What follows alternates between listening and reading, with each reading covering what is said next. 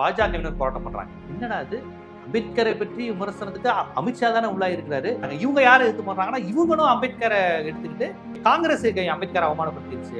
எப்பன்னு கேட்டீங்கன்னா, அது ஒரு 60-70 வருஷத்துக்கு முன்னாடி அம்பேத்கர் வாழ்ந்த காலத்தில் அவரை அவமானப்படுத்தியது, அவருக்கு பதவி தரலையா, அவரை எலெக்ஷன்ல தோக்கடிச்சிருச்சு, தலித் மக்களுக்கு உரிமை தரல, பழங்குடியினருக்கு உரிமை செய்யல, நாங்க குடியரசுத் தலைவரா ஒரு பழங்குடியினர் ஆக்கியிருக்கோம், பிற்படுத்தப்பட்டவரா இதாக்கியிருக்கோம், ஒரு தலித்த குடியரசுத் தலைவர் ஆக்கியிருக்கோம்னு இந்த சம்பவத்துக்கு சம்பவமே இல்லாம என்னென்னமோ பேசியிருக்காங்க.